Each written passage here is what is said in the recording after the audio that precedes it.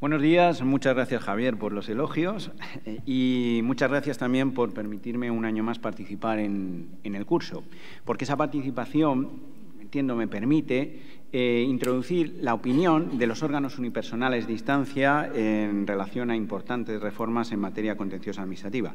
Esos órganos unipersonales de instancia a los que está tan destinada la reforma de la Ley Orgánica 1/2025. Bien, y la materia de la que voy a referirme en relación a esa reforma es la reforma en el procedimiento abreviado. Cuantitativamente puede llamar la atención de que es una reforma muy pequeña, pero cualitativamente, si se tiene en cuenta que el procedimiento abreviado contencioso administrativo es el procedimiento tipo, el que más se utiliza dentro de los órganos más numerosos dentro del contencioso administrativo, pues se convierte en una reforma de gran trascendencia.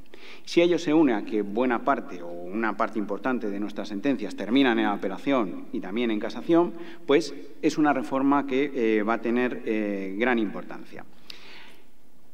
En relación al hilo, voy a ajustarme a los 20 minutos, yo creo que me tocan desde 5, pero es que al hilo de las intervenciones anteriores me van surgiendo cosas nuevas o la necesidad de decirlo.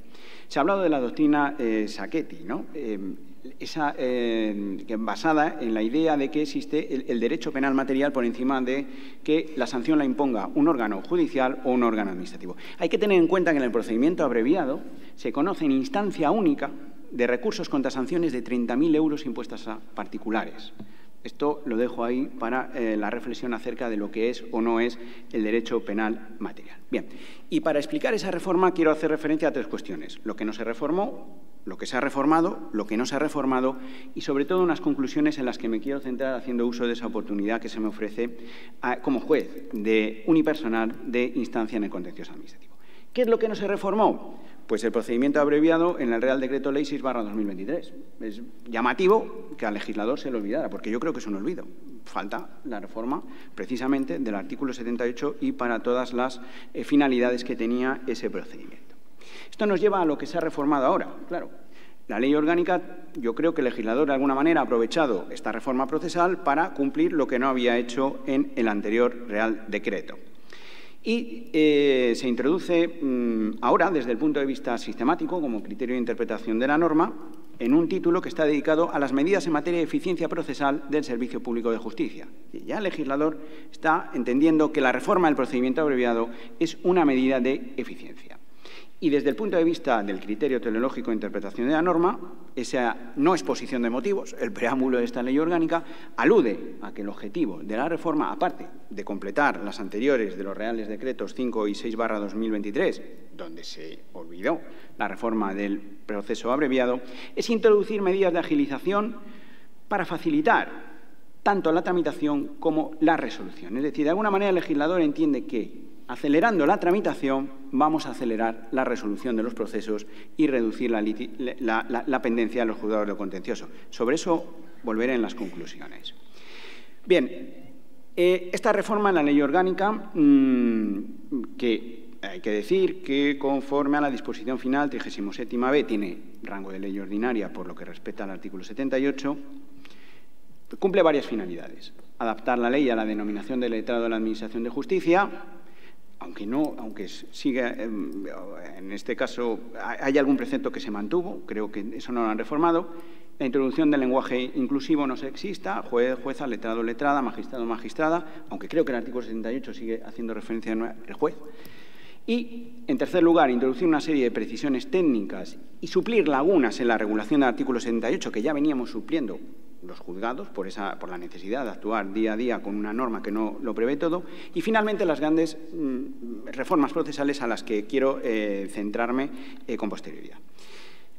Los dos primeros aspectos, pues, no voy a detenerme, no merecen más comentario. En cuanto al tercero, esas precisiones técnicas o ese complemento de las lagunas que se preveían. Dice ahora que si en la demanda se solicitaran diligencias de preparación de la prueba practicada en el juicio, el letrado o letrada de Administración de Justicia acordará lo que corresponda para posibilitar su práctica, sin perjuicio de la decisión del tribunal posteriormente sobre la admisión de la prueba en el acto del juicio. Es decir, Esto lo dice ahora la ley, pero ya lo veníamos haciendo. ¿En qué consistía o qué hacíamos? Pues aplicar supletoriamente la ley de enjuiciamiento civil, como establece la ley de enjuiciamiento civil y establece la propia ley de la jurisdicción contenciosa administrativa. Concretamente el 438, que ha sido objeto de reforma, no es curioso, es una reforma paralela, en el artículo 2234 de esta Ley Orgánica 1/2025. ¿Y de qué se trata, fundamentalmente? Pues de dos cuestiones distintas y que es necesario distinguir. Una son los actos preparatorios de la vista, fundamentalmente la citación de las personas que van a intervenir cuando las partes solicitan la colaboración judicial para esa citación, de cara a que, si no comparecen, poder solicitar la interrupción o la suspensión de las vistas.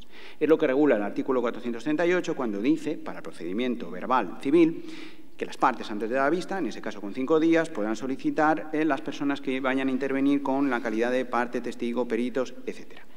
Y añade que también podrá pedirse el interrogatorio de personas jurídicas del artículo 381. Esto lleva a distinguir, como digo, dos cuestiones. Las de pura citación, cuya competencia corresponde al LAG, y las relativas a la admisión de los medios de prueba, que corresponden al juez, ya sea en el acto de la vista, obviamente, como con carácter previo. Es decir, el interrogatorio de una persona jurídica es la admisión de un medio de prueba con carácter anticipado, que no puede hacer el LAG, tendrá que resolver el juez. Normalmente, en la tramitación del procedimiento abreviado, día a día, tenemos que resolver otras diligencias de carácter preparatorio previstas o que llevamos a cabo para evitar que el acto tenga que interrumpirse o suspenderse. El interrogatorio de administración, que se sabe que es escrito, conforme al artículo 315 del enjuiciamiento civil. La prueba anticipada, sobre todo de carácter documental, pues que la Administración aporte tal certificado, aporte tal documento, o la prueba anticipada en sentido estricto de los artículos 293 y siguientes de la Ley de enjuiciamiento civil. Lo que quiero destacar es que, en todo caso, la reforma va a mantener la distribución competencial entre el letrado de Administración de Justicia, actuaciones de carácter meramente preparatoria, la citación, y las decisiones sobre admisión de prueba del artículo 78.10. Esto, que puede parecer muy claro, no lo es tanto. Yo todavía me encuentro en los procedimientos abreviados cuando llegamos a la vista. Señor letrado, proponga prueba. Bueno, señoría, los testigos que ya han sido admitidos. No. O sea, hemos citado una serie de personas. Todavía no me he pronunciado sobre la admisión de esa testificación.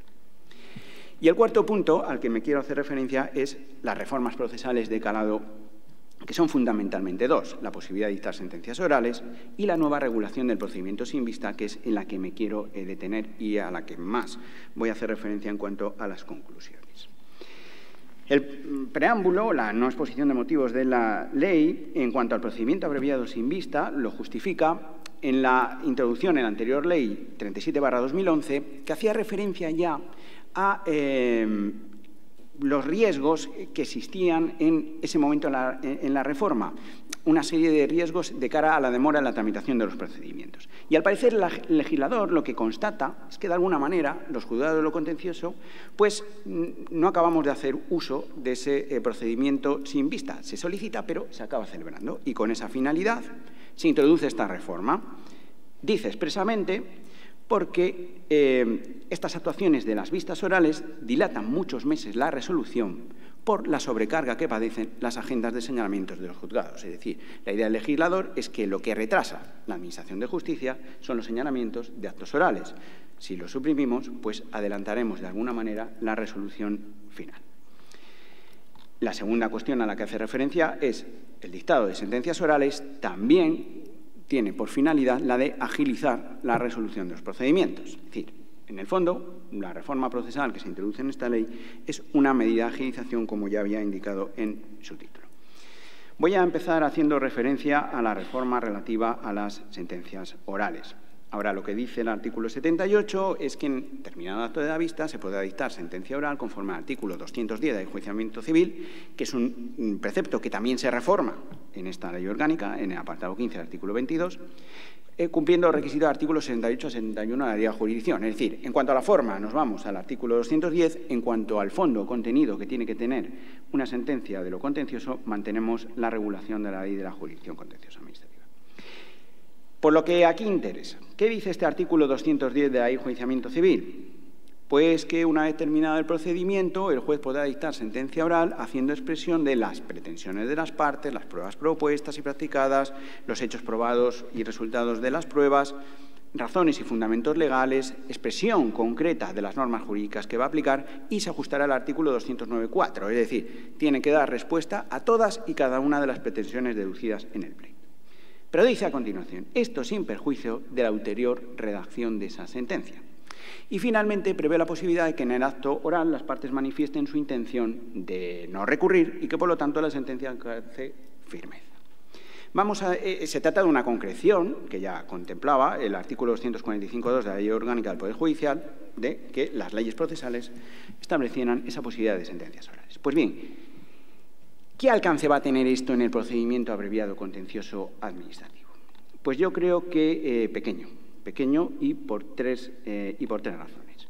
En primer lugar, esa posibilidad de que en el acto oral se reduzca el futuro recurso de apelación declarando firme el fallo, en el ámbito del contencioso administrativo es pequeño, porque gran parte de nuestras sentencias son en única instancia, las de cuantía inferior a 30.000 euros. Es decir, esta finalidad, pues en el contencioso se va a cumplir poco.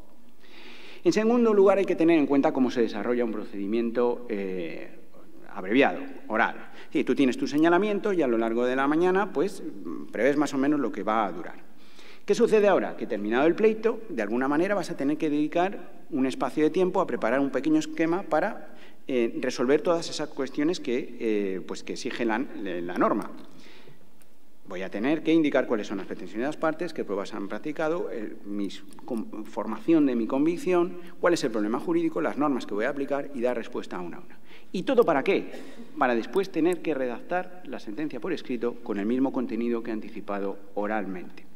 Yo en este punto, si la ley lo que pretendía era agilizar el procedimiento, no acabo de entender que si el Real Decreto Ley 6/2023 tenía como finalidad la Administración de Justicia Electrónica y expresamente la reforma de la que hablamos en el anterior curso, el año pasado, se establece que los medios de grabación pasan a dar fe de lo que ocurre en esa vista, tengamos que redactar por escrito cuando ya quedan grabados. ¿De acuerdo? Es decir, las posibilidades... es una sobrecarga, es un doble trabajo para el juez. Y el tercer motivo es lo que yo denomino cierta sociología del procedimiento judicial. No voy a parafrasear a nadie, pero todos sabéis que un juicio es un teatro. Es un rito, se habla de la ley rituaria.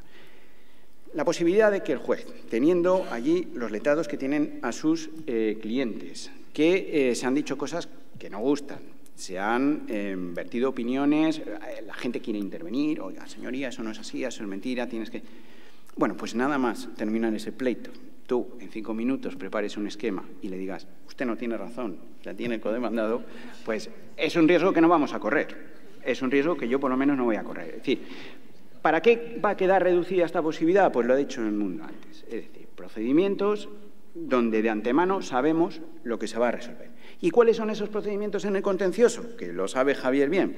Pues aquellos procedimientos en masa en los cuales Juan o Ana Rosa o el juez que corresponda ya ha dictado un montón de sentencias, pero a la Administración no le ha dado tiempo a recabar autorización para allanarse ni a dictar una resolución de satisfacción extraprocesal. Y al final llegamos allí, grabamos un paripé y todo el mundo sabe qué sentencia voy a dictar, porque es exactamente igual que las otras 25 que ya he puesto. Bien, por lo tanto, creo que el recorrido o posibilidad de las sentencias orales es escaso.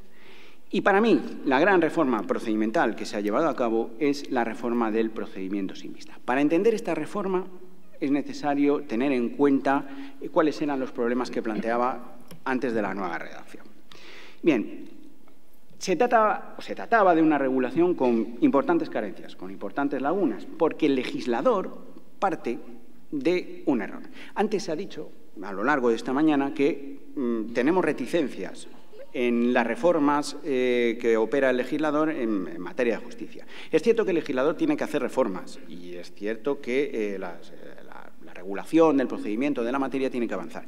El problema surge cuando el legislador, a la hora de hacer esas reformas, parte de premisas que, en mi humilde opinión, pues son erróneas. Una de ellas es entender que la vista oral de un juicio solo tiene como finalidad la práctica de la prueba. Y esto no es así. Cualquier procedimiento, y cualquiera que haya intervenido en él, lo sabe, hay varias fases. La fase de alegaciones, depuración de las cuestiones procedimentales, delimitación del objeto controvertido para decidir si admitimos, recibimos o no a prueba, admisión propuesta de la prueba, la práctica y conclusiones finales. Bien, si suprimimos la vista y dejamos la tramitación solo en la fase de alegaciones, ¿dónde se resuelven el resto de cuestiones? Y eso es lo que pasaba con la regulación de procedimientos sin vista hasta esta reforma. A mi juicio, planteaba sobre todo 4 problemas que teníamos que abordar los jueces. Claro, esto lleva a la cuestión de que al final los letrados, procuradores, se quejan de que existen tantos procedimientos como órganos judiciales. Y efectivamente es así. ¿Qué sucede cuando el expediente administrativo está incompleto? ¿Verdad? A mí me ha pasado terminar el pleito, quedar visto para demanda, contestación, queda visto para sentencia y entonces el actor solicita que, oiga, es que está incompleto. ¿Qué hacemos? ¿Le doy ese trámite? ¿No le doy ese trámite? Yo tengo mi criterio, pero admito que el juzgado de al lado, incluso el juzgado de al lado en Santander, pudiera tener un criterio completamente distinto. ¿Qué sucede cuando en la contestación se plantean causas de inadmisibilidad o cuestiones procesales? Pues bien, la ley dice, se aplicará el artículo 57. ¿Y qué dice el artículo 57 en consonancia con el artículo 78.8? Que cualquier cuestión, causa de inadmisibilidad planteada en la contestación deberá darse traslado a la parte demandante para que formule alegaciones. Bien, y en un procedimiento abreviado sin vista, lo hacemos por escrito, tenemos que señalar vista, unos juzgados seguirán un criterio, otros seguirán otro. El tercer gran problema es el de la prueba documental y el trámite para acordar de oficio el trámite del artículo 61 de la Ley de Jurisdicción. Vamos a ver. El legislador, de nuevo, vuelve a partir de, a mi juicio y en mi humilde opinión, de otro error, que la aportación de la prueba equivale al medio probatorio documental. Y no es así. Una cosa es el documento fuente de prueba y otra cosa es el medio de prueba documental. La incorporación del documento al pleito se hace con los escritos de alegaciones y exige, en todo caso, una resolución judicial sobre su admisión o inadmisión. Yo siempre he entendido que esta regulación rápida o más reducida de los procedimientos tiene su antecedente o su origen en el artículo 429.8 de la Ley de Enjuiciamiento Civil para la audiencia previa al juicio ordinario. En un juicio ordinario civil se presenta la demanda, la contestación, se señala la audiencia previa y allí se resuelven las cuestiones procesales y si la única prueba que se admite es la documental, el pleito queda visto para sentencia. Eso se ha querido hacer o imitar en otras jurisdicciones. Con el problema de que en el procedimiento ordinario hay un acto oral, que es la audiencia previa, que aquí nos comemos para resolver todas esas cuestiones. Aún así, el artículo 429 prevé que para la documental hay una resolución expresa del juez, porque la parte contraria la puede impugnar. ¿Cómo se articula esto en el procedimiento abreviado? Sin vista. Bien, y luego dice, se declarará visto para sentencia por el letrado de la Administración de Justicia, salvo que el juez haga uso de la facultad del artículo 61. Es decir, que yo acuerde de oficio el recibimiento a prueba o acuerde de oficio la adopción de medios de prueba. Pero el artículo 61 dice que lo acordaré antes de que el pleito quede visto para sentencia. ¿Cuándo existe posibilidad de que yo haga uso de ese trámite? Si yo no voy a ver el pleito hasta que no quede visto para sentencia. Pues, de nuevo, tenemos que la solución dependerá de cada juzgado. Dependerá de cada juzgado. Otra vez estamos ante tantos procedimientos como órganos judiciales. Y, finalmente, ¿qué pasa con la cuantía? ¿Quién la fija? ¿Cuándo y dónde? Yo la fijo en la sentencia, pero probablemente algún compañero entienda que debe hacerlo en algún momento anterior o que debe hacerlo el letrado de la Administración de Justicia. Bien, ¿qué ha hecho ahora la reforma? Bueno, pues la reforma se ha centrado fundamentalmente en 2 cuestiones. En primer lugar, y siguiendo la explicación que contiene la exposición de motivos de acelerar el procedimiento, lo que hace, y esa voluntad confesada del legislador de que se solicitaban la celebración sin vista, pero que de alguna manera acabábamos celebrando, es imponer a las partes demandadas la obligación de justificar la necesidad de la vista, porque se necesitan medios de prueba distintos de las documentales. ¿Y qué hace el legislador en esta reforma? Pues atribuye al juez un nuevo trámite y una nueva decisión. Explica la exposición de motivos, intenta explicar de cara a evitar futuros controversias, que este trámite no versa sobre la admisión de los medios de prueba. ¿Realmente sobre qué versa? Pues lo que ya dice el artículo 78.10 para el acto de la vista oral. Es decir, el juez una de las finalidades de la vista es delimitar los hechos controvertidos y decidir si vamos a pasar o no a la fase de prueba, porque sean necesarios medios diferentes a la documental. Ahora esto lo vamos a hacer por escrito y lo va a decidir el juez. Y lo va a decidir por auto. En el caso de que acuerde la celebración de vista no hay recurso y en el caso de que la acuerde sí que lo va a haber, es decir, un nuevo trámite. Y la segunda gran reforma que se introduce es la de las conclusiones finales, siempre que lo solicite con carácter previo el demandante en el otro sí. Y esto nos lleva a lo que no se ha reformado, que son los 4 puntos que he dicho antes. No se ha tocado ninguno y, por lo tanto, seguimos teniendo los mismos problemas. Y aquí llego a las conclusiones en las que me quiero centrar y con esto terminaré para ajustarme a los tiempos. En primer lugar, creo que en el procedimiento abreviado sin vista pues se va a complicar la tramitación, porque en esas conclusiones finales, que a prevención el letrado va a pedir siempre, en el otro sí, se van a intentar introducir las alegaciones al expediente administrativo que en el procedimiento verbal se contemplan al inicio del acto de la vista. Se va a intentar utilizar este trámite como réplica a la contestación a la demanda y como si fuera el trámite del artículo 56.4 de la Ley de la Jurisdicción. Y no me cabe ninguna duda de que las partes lo van a utilizar para introducir nuevos documentos, planteando la aplicación del artículo 270 con un nuevo trámite de alegaciones en relación a los nuevos documentos aportados. Si la intención era abreviar el procedimiento, pues creo que por aquí no lo vamos a conseguir. Es una paradoja, para mí, el que se intente acelerar la tramitación del procedimiento y se imponga, porque es obligatorio siempre que lo solicite el demandante, ese trámite de conclusiones. Quiero decir que fue un trámite muy demandado durante la pandemia. Muchos letrados, para evitar la tramitación telemática que daba muchos problemas al principio y generaba muchas dudas de legalidad, pues decidieron hacer uso de este procedimiento que no es usado, pero por otros muchos motivos, que no quiero centrarme ahora en esa cuestión, poniendo la condición de que se les dieran conclusiones finales.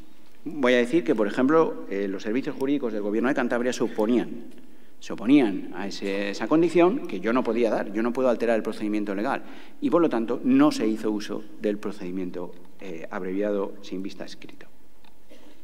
La segunda reflexión que quiero hacer es que todos estos procedimientos de carácter abreviado o de trámite más rápido están reservados a cuestiones eminentemente jurídicas, lo que ha dicho Edmundo anteriormente. Y de nuevo el legislador incurre, en mi humilde opinión, en otro error, y es considerar que un procedimiento es más o menos complejo por la cuantía. Y esto no es así. Un procedimiento puede ser más o menos complejo desde una perspectiva fáctica o desde una perspectiva jurídica. Y luego puede ser más o menos complejo de tramitar. Y estas dos cosas no siempre van de la mano. La facilidad de la tramitación generalmente está asociada, o la complejidad de la tramitación generalmente está asociada a la complejidad fáctica. ¿Por qué? Porque va a haber una lucha por la prueba. Voy a pedir prueba, voy a impugnar la del contrario, cuando el otro descubra sus cartas voy a pedir más prueba, voy a aportar más documentos y en el caso del contencioso además se complica con el expediente administrativo, que si está incompleto, que si tiene que traer, que si es expediente o no lo es, que si es documental. Y luego está el pleito que puede ser más o menos complejo desde la perspectiva jurídica. En estos casos, normalmente la tramitación es sencilla. Se reduce a la fase de alegaciones.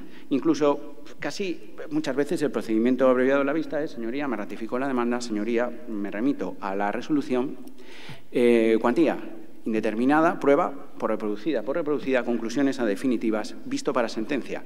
Yo he celebrado juicios a esta velocidad. Pero, en todo caso, esta complejidad nada tiene que ver con la cuantía.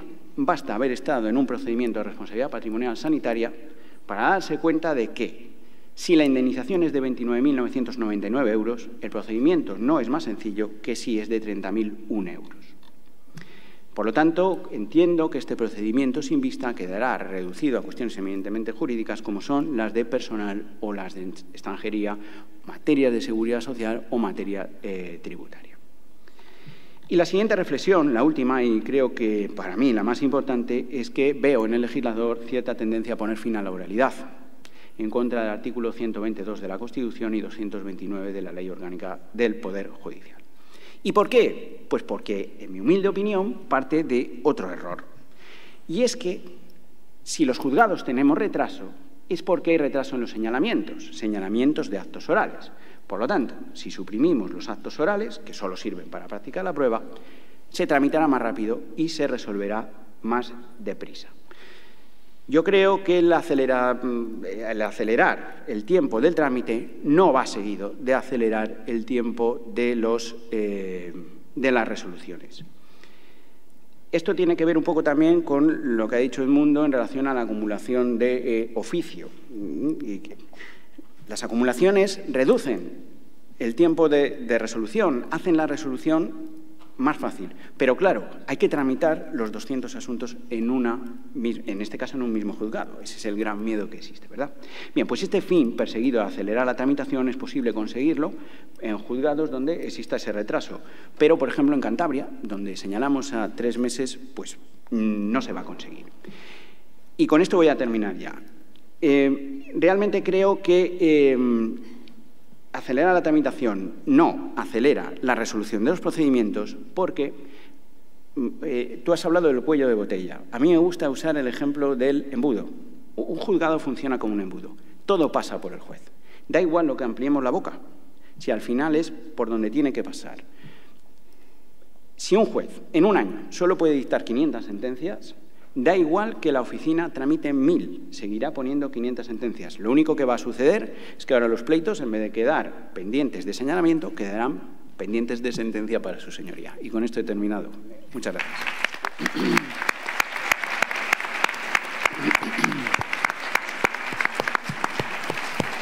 Bien, pues muchas gracias, Juan, por tu interesante exposición y por estas reflexiones y estas dudas que pones de manifiesto. Luego, sin duda, habrá preguntas al respecto.